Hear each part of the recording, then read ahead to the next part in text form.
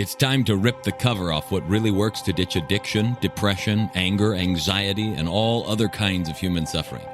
No, not sobriety. We're talking the F word here, freedom. We'll share straight from the trenches what we've learned from leaving our own addictions behind and coaching hundreds of others to do the same. And since it's such a heavy topic, we might as well have a good time while we're at it.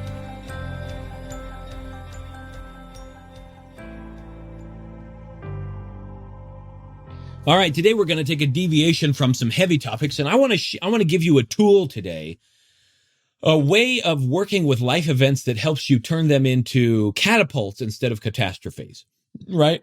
And even working with good life events instead of turning them into catapults instead of comforts. How to improve your life constantly by learning its lessons or by turning it into something that is constantly feeding you, right? So this happens a lot. I want you to think about sunscreen to preface this. And some of you might be against sunscreen, so maybe we'll say aloe gel or lotion or something like that, right? Even it can be totally organic. It can be ethically sourced. It can be natural and effective for your skin and nourishing for your skin and whatnot. It can be like True Love Skincare or stuff like that, which is a company that I'm aware of. You know, whatever it is for you. When you're applying that to your skin, do you only take a little dollop and stick it on the top of your elbow? Because no, you don't. Do you only take a little streak and just stick it on the top of your nose and think that'll protect the rest of your face, a big white mark on your nose? Is that right? No, none of us do that. I don't do that. What we do is we take a piece of it and we rub it in, and we keep rubbing it in until it's finally been absorbed. And we rub it into all the nooks and all the crannies. When you're washing your hands with soap, it's all the nooks and all the crannies. You don't just keep it in one place. But most people, when something happens in their life, sometimes they learn a lesson from it.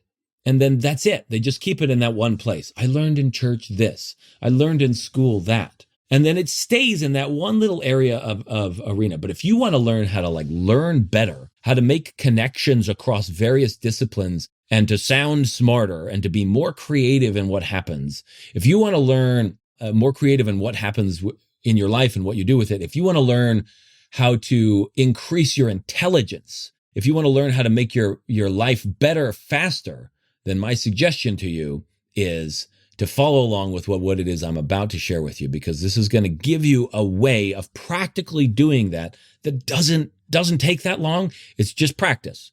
And it's just a skill that you're going to have to practice over time, but it's going to radically shift how you approach the events in your life instead of being a victim to them. Are you ready? Here we go. All right. First order of business. First order of business is to figure out what happened. So an event happens and your job is to sit there and say, what happened?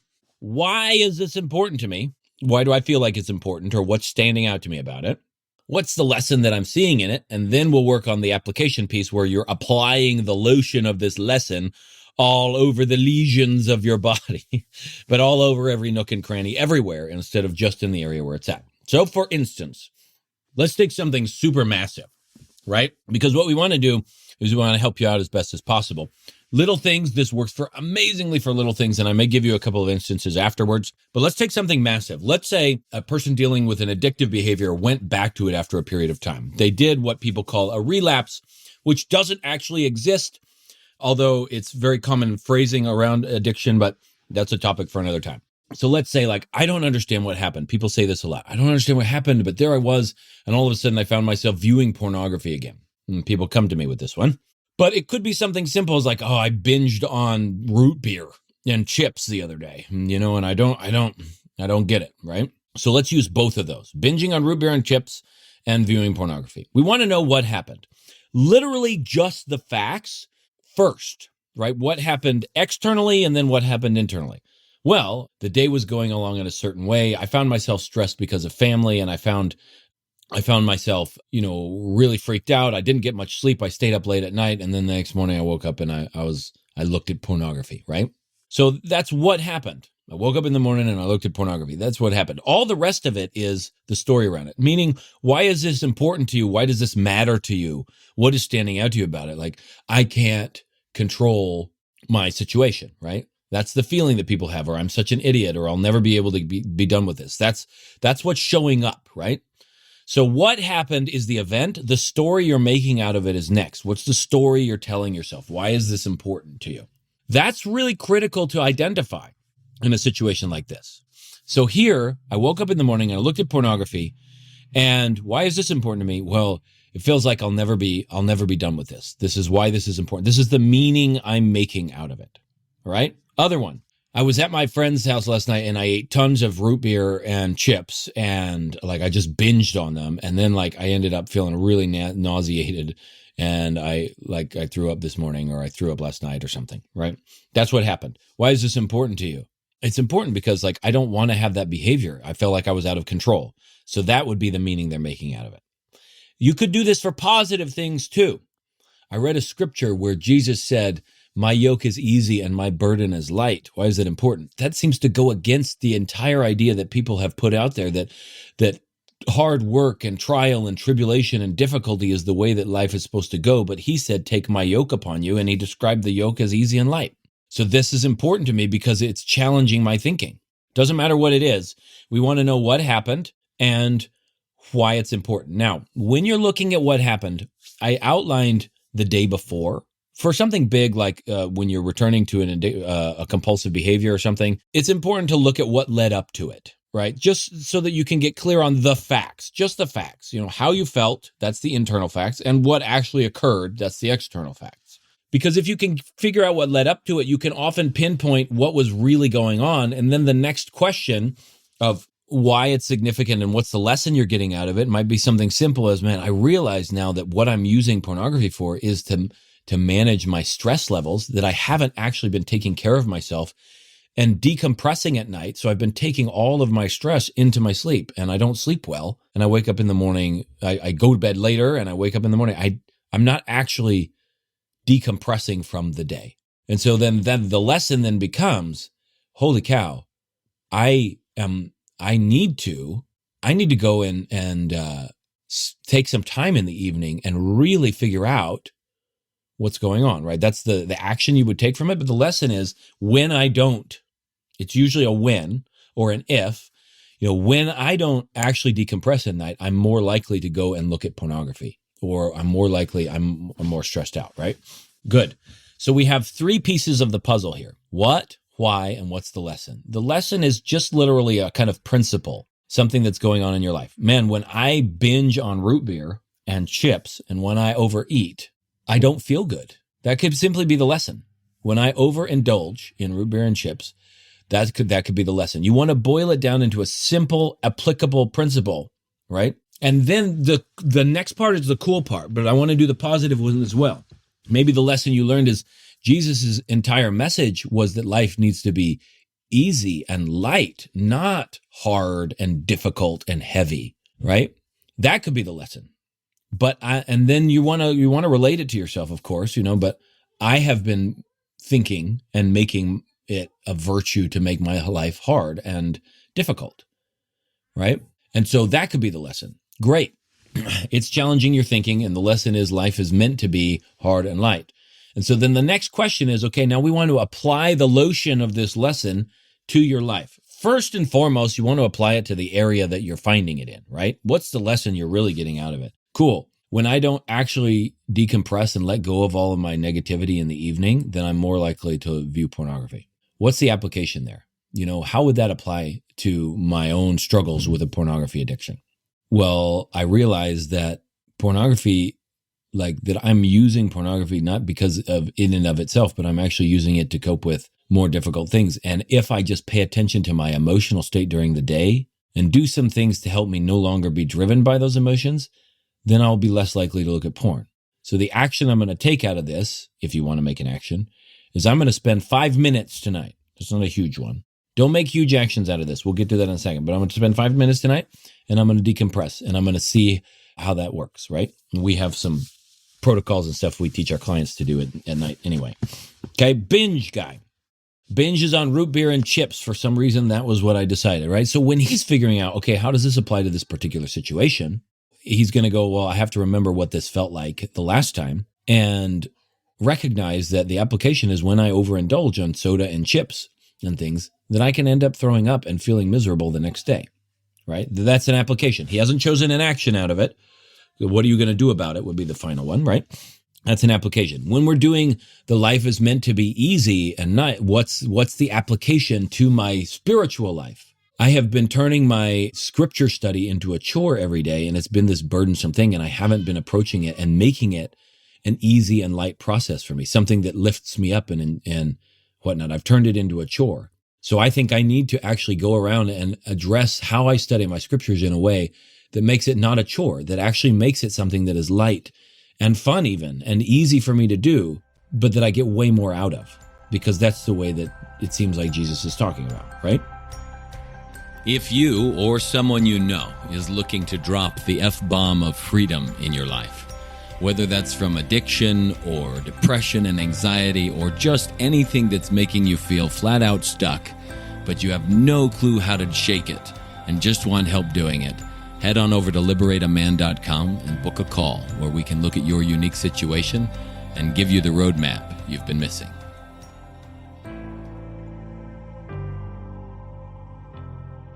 So we have 3 different scenarios, and we automatically have something good happened in the scripture verse 1, and so because something good happened, we're just turning it into more good. Something negative, or that we don't want, happens in the other 2. I ate too much root beer and chips and I vomited, and we're turning that instead of into just something that, oh man, the other night it felt so bad.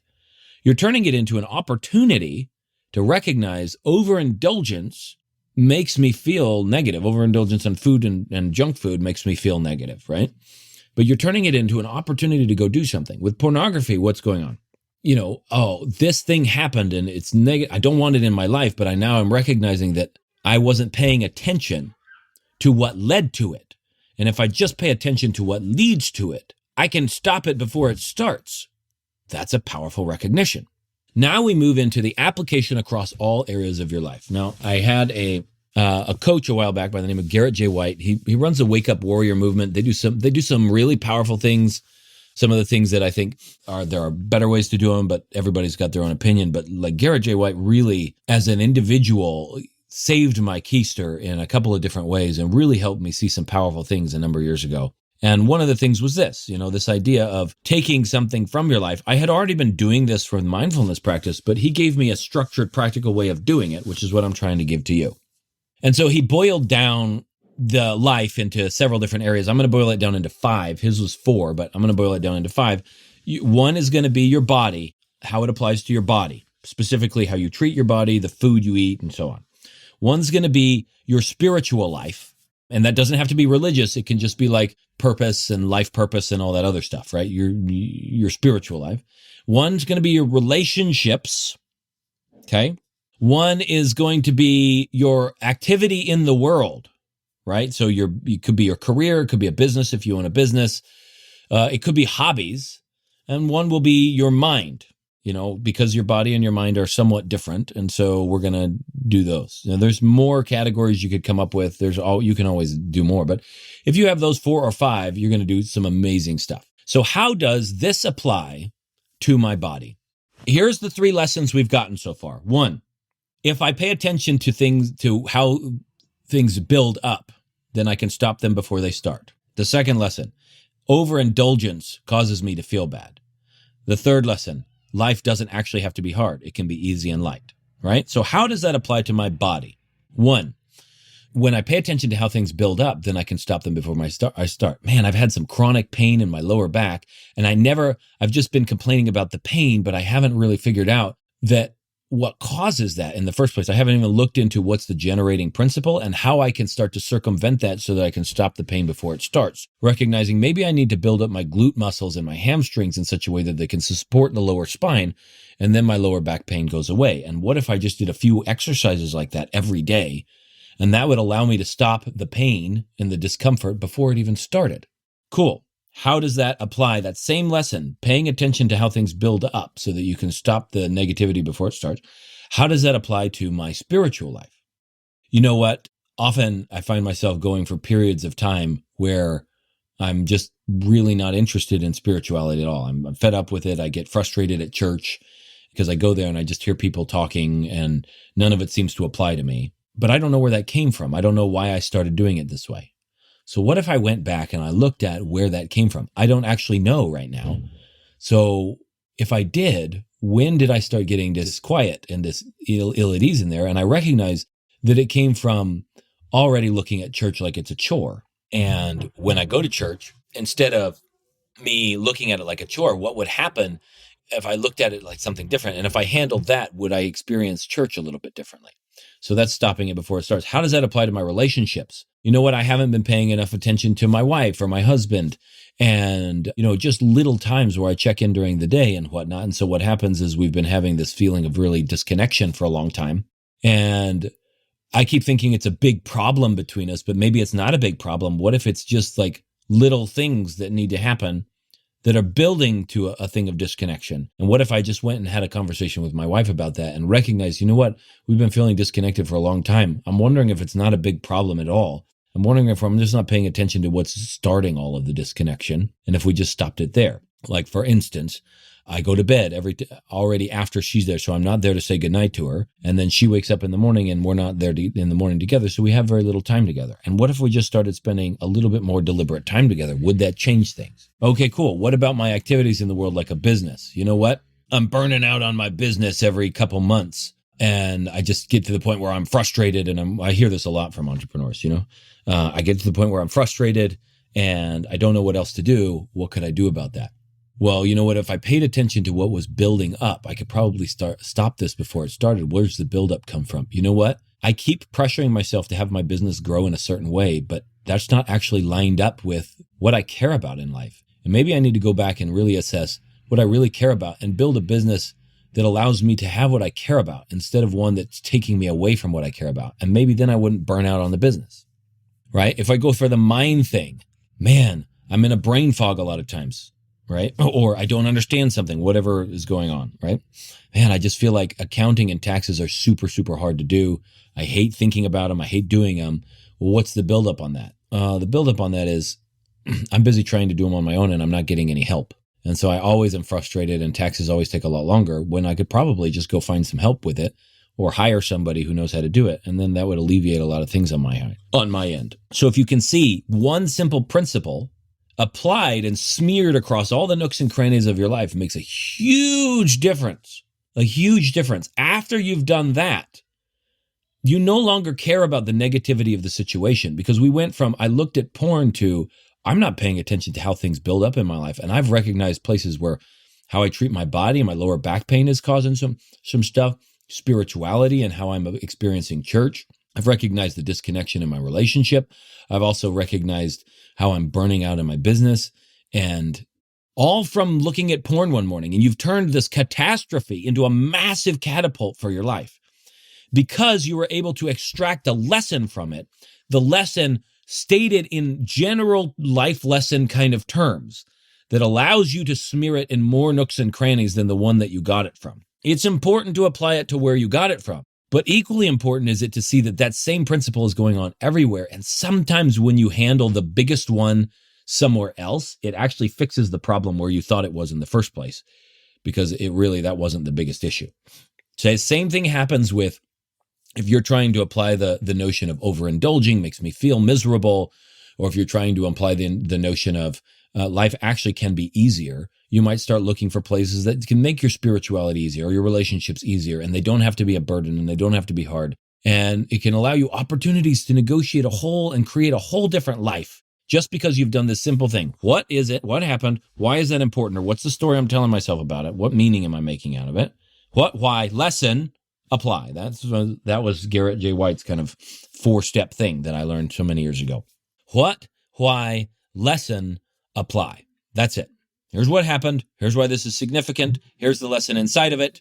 And this is how it applies, not just to where I got it from, but this is how it applies to every other facet of my life, every other arena that I can think of. And these are the great deep truths and insights I've unearthed. And what will happen at the end of this is that you'll take some innocuous thing, somebody pulled in front of me in traffic, and you'll have a tremendous inner revelation about how your life can be improved. Sometimes tears will accompany it. And you'll have these amazing insights, and you'll go home and people will be like, how was your day? Man, I just figured out this amazing thing today. And even things that most people would call negative, you'll be sitting there turning around and telling them how much amazing stuff you got out of it. Just because you took the time to look at it, create the lotion of the lesson, and then apply that, smear that over every nook and cranny of your life so that every part of it was nourished and protected, and you didn't just smear it over your one elbow and the rest of your life is still falling apart. Hopefully this helps you. Hopefully you're getting a sense of just how powerful it can be to have an approach that's very simple. What, why, lesson, apply. What happened? Why am I making this a big deal? Why is this important? What's the lesson in this? And how can I apply this simply to my life? Go and do likewise, my friends. And go watch as your own awareness and your own quality of life begins to increase bit by bit as you develop this muscle, this skill of turning what most people call catastrophes into massive catapults for amazing success and fulfillment, and ultimately so you can live fully alive and fully free. And that's it for today's Alive and Free podcast. If you enjoyed this show and want some more freedom bombs landing in your earbuds, subscribe right now at wherever you get your podcasts from. And while you're at it, give us a rating and a review. It'll help us keep delivering great stuff to you. Plus, it's just nice to be nice.